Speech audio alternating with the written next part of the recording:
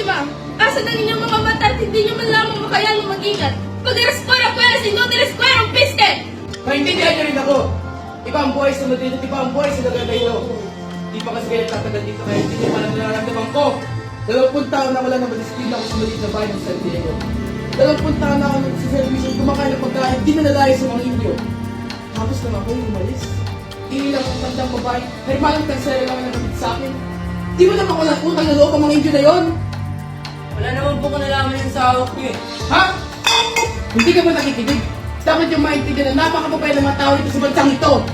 Ipagpamanhin mo ako ako'y nag-iwig ah. Dahil sa dito pa naman pa lamang ako nagparilito. Ngunit sigurado po ba kayo na sila ay pagkaya? O gumagawa lamang kayo ng dahilan para may tago ninyo sa dining pagbayad sa pangmahala. Tulad ng mga usapan ng mga malalakbay kanina, bago ako dumating dito sa bahay ni Kapitan Charo.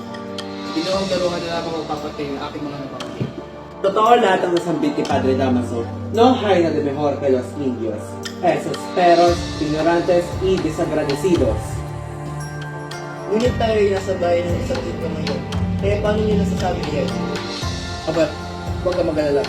Sapagkat hindi kinikilang ng Tiago na siya ay isang ito. At nakangalan ng sa mga nakarang dito ang nagsasabi ng isang ito si Tiago. Padre Damaso, hindi ba 2 dekada kang lumaki sa San Diego? Hindi ka man lang ba nasiyaan kahit isang beses sa tagal ng paninirahan mo doon? Hindi! O ilang buwan pa lamang sa Kamini at dinamdam ko ang aking pag-iisan doon. Ngunit kayo ay nagtagal ng 2 dekada doon. Bakit ba kasi kailangan pa mga ilang ng gobyerno sa pamamalo sa San Diego? Malibang parusahan kong isang erehe. Kahit ang hari wala dapat pakialam sa pamamalo sa isang erehe! Stupido! Babayin mo ang iyong mga nasabi. Ang hari lamang ang may karapatan sa lahat ng mga bagay na iyong nabanggit. At ang gobernador general ang siyang tinalaga rito upang sumalamin sa kapangyarihan niya. Hindi ba ninyo alam? Ang dahilan ng paglipat ng paring ito sa San Diego? Pinahukay lamang na mali ang bangkay ng isang marangal na lalaki at tinawag pa itong irehe. Dahil lamang sa hindi ito pagpapakumpisan sa simbahan.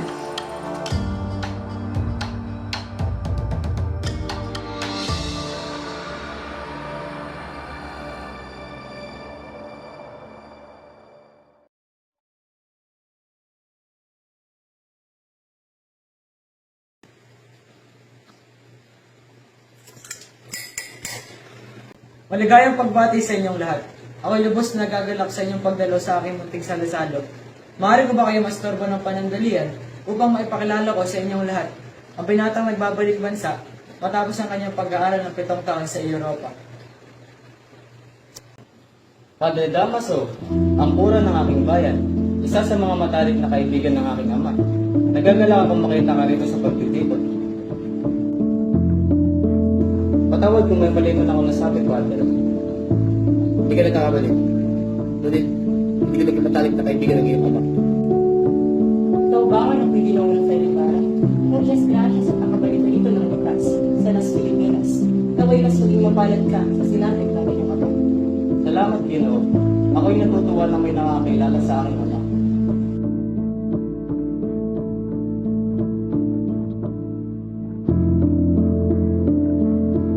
Mga butihin namin pura. Nakalimutan niyo po ba kung sino ang taong may handa nitong pagtitipon? Siya dapat ang taong nakaupo sa silya na yan. Huwag ka mag-alala sa akin, anak.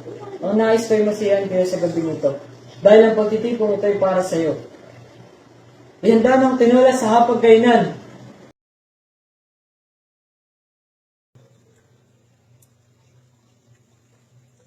Matanong ko lang, Ginoong Ibarra, hindi ba 7 taon ka nag-aral sa Europa? Olvidaste tu lugar de nacimiento mientras estabas en Europa? Huwag po kayong mag-alala, Ginoo. Sa 7 taon kong pag-aaral, may minsan na hindi ko nakalimutan na isipin ang aking minamahal na bayan. Bagkus ay ako dapat na mangamba kung ako ay nakalimutan na ng aking bayan. Sapagkat wala man lang nakapagsabi sa akin ng tungkol sa nangyari sa aking ama habang ako ay nagsusumikap na mag-aral. Hindi mo ba naisip na magpadala ng katinggawan? Tulad ng ginawa namin ni Divorcio nung kami ay kinasal? Ipagpamanhin niyo po. Ngunit ako ay nasa iba't ibang bansa nung nakaraang 2 taon. Sa loob ng panahon na iyon, ay nilakbay ko at sinuri ang iba't ibang bagay na meron sa mga bansa nila. Natunan ko rin ang kanilang mga wika at ginamit din sa aking pagtalastas. Pinag-aralan ko rin ang kanilang mga kasaysayan, pati na rin ang kanilang kaayusan. Kung yun lamang ang mga natutunan mo, pinagsaya ka naman ng pera at oras. Kahit sa mga bata mo lang buwang alam yan. Ipagpauman ninyo po. Ngunit ganyan lamang po talaga ang trato sa amin ni Padre.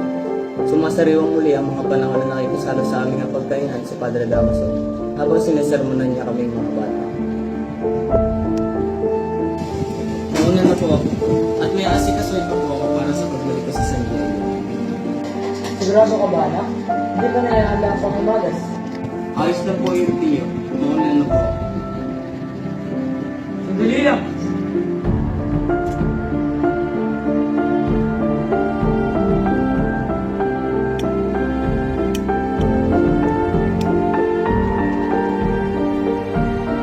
May mawala na yung mga sigaran sa iyo.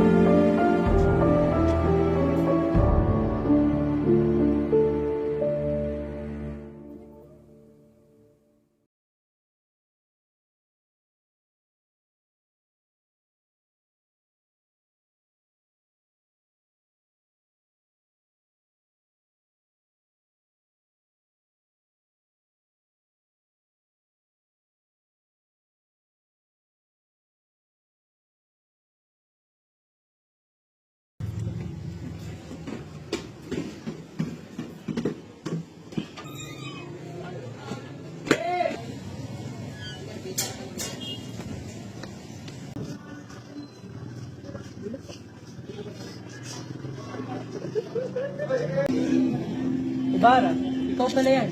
Bakit ka narito sa labas at pag-aalagaan? Ikaw pala, Teniente. Ako yung nagpapahangin lamang. At minamas na ng magagandang tanawin dito sa labas. Kung ganon, mag-ingat ka sa iyong pagmamasid. Baka madaya ka sa sinapit ng iyong ama. May alam po ba kayo sa nangyari sa aking ama?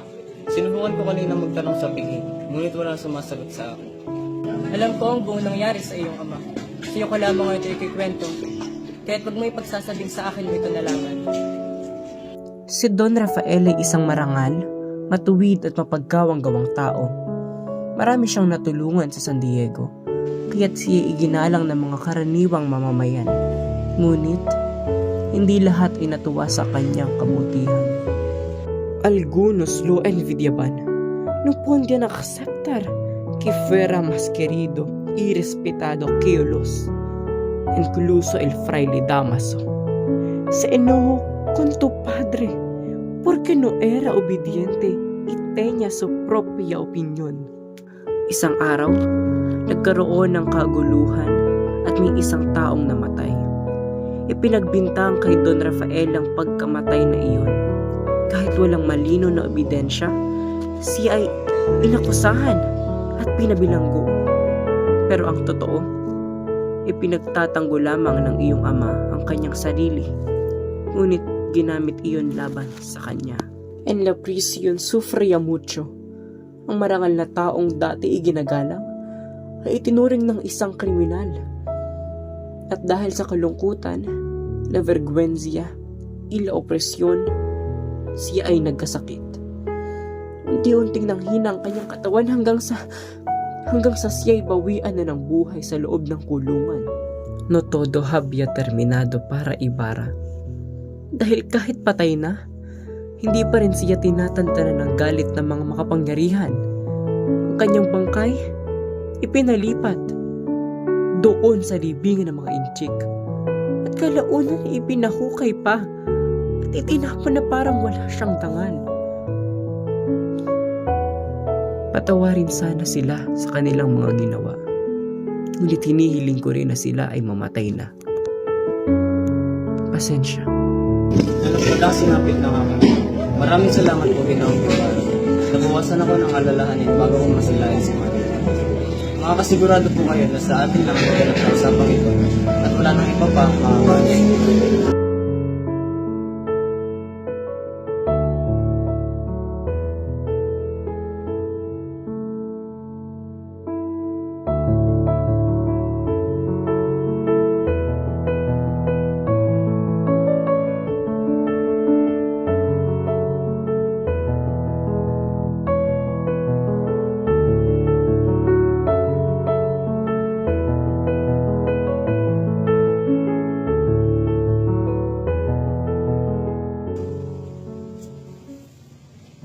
Tiyak ako masayaan ng mga panauhin kanina.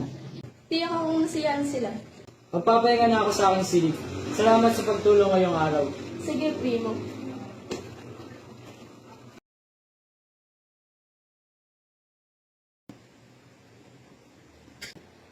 Oh, anak, bakit napapansin kitang nakatingin sa mga nagdarang sasakyan ng mga tao?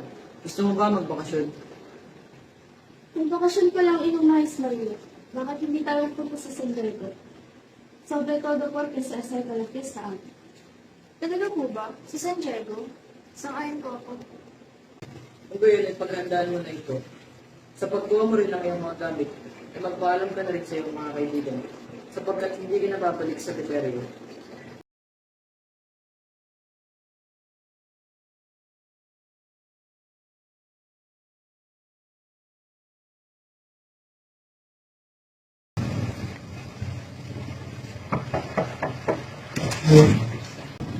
Magandang umaga sa iyo, Maria. Magandang umaga rin sa'yo, Kristo.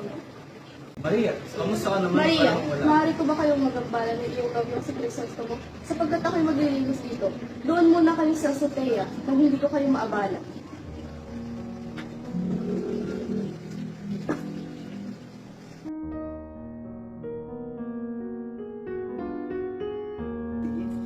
Hindi mo ba ako nalimutan sa Europa? Sigurado na mas marami ang mga babaeng malilikit pa kasi sa akin. Nakalimutan, ni hindi nga mawala ang iyong alaala sa aking isipan sa buong pitong taon ko sa Europa. Ikaw ang lakas at inspirasyon ko sa tuwing ako'y panghihinaan loob sa pag-aaral. At natatandaan ko ba ang aking panata at pangako sa aking ina? Iyon ay aking tinuturing na sigradong pangako. Tandang-tanda ko yun. Naalala mo rin ba nung pumanaw ang iyong ina? Sinabi ko na mas malungkot ako dahil hindi ko man lang nakita sa iyo. Ngunit kahit ganun man kalungkot ang araw mo, nakangiti pa rin nagpaalam si iyo. Dahil alam niya may kababata akong mga malinabang ko. Sigurado marami talaga tayo naging alaala, di ba? Dahil mula nung magkamuwang tayo sa mundo ay tayo na ang laging magkasama. Totoo yan. Naalala mo ba itong dahon ng sambong na inilagay mo sa sombrero ko nung maliit pa tayo? Naitago mo ba? Akala ko ako lang ang gumawa na Jesus naman, magpasdan mo. Naitago mo rin ang liyang ko para sa'yo. Ano nga ulit ang isinig ko sa'yo? Maaari ko magbabasa. Wow! Ihamit at pagmaalam. Iyan ba ang huling liyang ko bago ako pumunta sa ibang bansa? Bakit? May iba pa ba? Maaari mo bang malaman kung ano sinulat nila sa liyang na yan? Pakinggan mo at babasahin mo. Lalagtawan ko ang mga kasinungalingan mo upang hindi mo masabi ninigilan mo lang ako.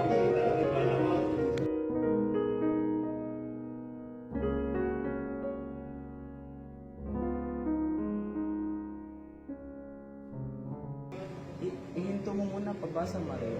Ha? Bakit? Naalala ko lang, Todos los Santos na palabas. Kailangan ko lang din. Tama ka, hindi na kita pipigil. Sapagkat pupunta rin kami matapos ang lalakaran ng pagkain. Paghahanda na lang kita ng mga bulaktak para sa mga. Maraming salamat, Mario.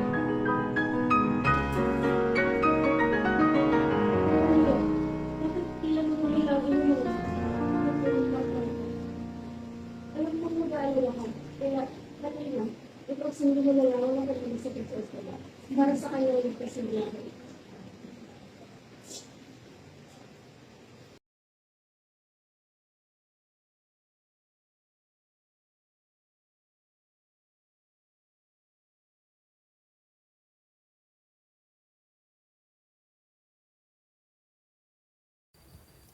Pitong taon na rin mula nung huli kong makita ang lugar na to.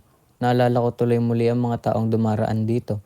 Naalala ko dito ko nakita ang isang bilanggo na namatay matapos latiguhin at mura-murahin ng mga gwardiya sibil. Doon naman sa bahay na iyon ko unang beses mahilo matapos kong maamoy yung mabahong tabako. Sa simbahan namang iyon ko naalala ang isang pari nagpaalala sa akin ng kahalagahan ng edukasyon at dahilan ng mga dayuhang nagpupunta rito sa bansa bago ako mangibang bansa. Si Padre Damos ba yun? Bigil ako sa kabangunan mo. Tiago!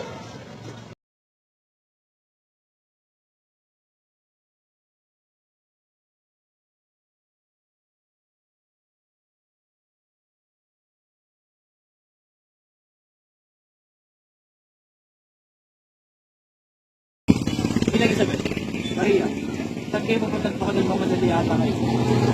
Ganda ng umaga, Padre Nada. Kami ay magtutungay lumayak lang sa Pietad. At tuhuli na rin siya sa kanilang klase. At pagkatapos ng kanilang klase, kami ay kaagarang magagayak upang magtungo sa Santiago. Paano, Padre Nada? Teka, saglit. Hindi ko parang mukha kayo. Ibalik na nga. Santiago! Dalihan mo, nag-uusapan pa tayo.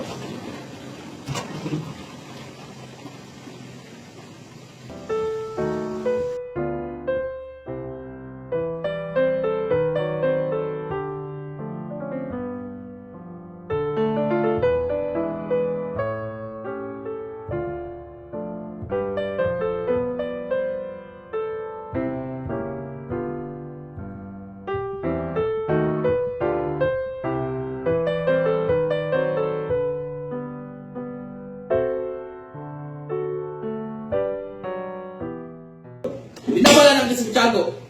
Ayoko na maulit itong kabalbalan na to. Madalas lang sana ang pangito ng payo ng inyong anak sa ninong niya ay di na mangyayari kaganapang ito.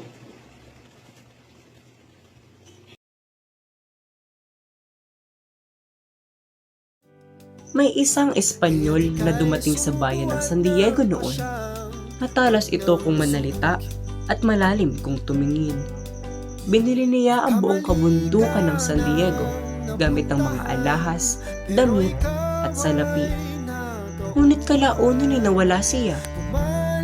At isang araw, habang nagpapastol ng kalabaw ang isang magsasaka, nakaamoy ito ng masangsang na amoy sa likod ng puno ng balete. Pagtunto nito sa may amoy, ay may nakita siyang isang bangkay na nakasabit dito.